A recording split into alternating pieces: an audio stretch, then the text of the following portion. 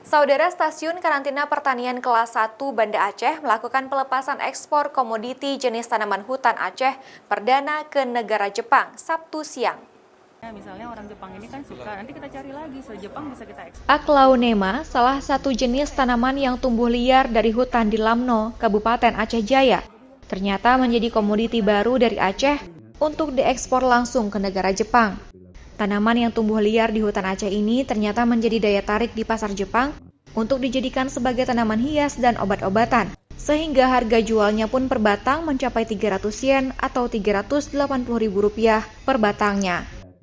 Sebelum diluncurkan sebagai salah satu jenis eksportir baru dari Aceh langsung ke Jepang, tanaman Aglaonema ini telah lulus uji lab di Stasiun Karantina Pertanian Kelas 1 Banda Aceh, bebas dari penyakit bawaan tanaman yang dapat menular.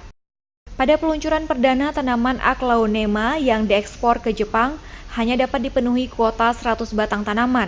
Padahal permintaan pengusaha tanaman hias asal Jepang Tatsuya Manage adalah 1.000 batang. Jadi tanaman ini yang ada di Aceh ini mudah-mudahan selain tanaman Aglaonema pada hari ini menjelang siang yang kita ekspor, mudah-mudahan bisa. Artinya di kita Aceh ini banyak potensi alam, sumber daya alam kita baik hewan maupun tumbuhan yang bisa kita lakukan eksportasi ke luar negeri.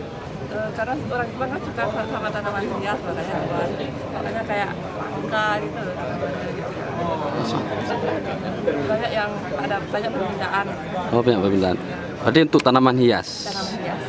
Pengusaha tanaman asal Jepang Tatsuya Manage ini telah memiliki izin dari Kementerian Pertanian, sertifikat dari Stasiun Karantina Pertanian Kelas 1 Banda Aceh bahwa tanaman Aglaonema dari Aceh bebas dari penyakit bawaan tanaman, sehingga jenis tanaman ini akan menjadi ekspor yang dapat meningkatkan kesejahteraan bagi petani di Aceh.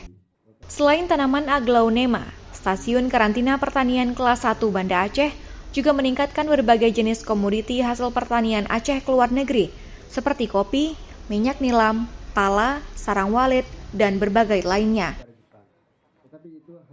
Raja Umar, Kompas TV, Banda Aceh.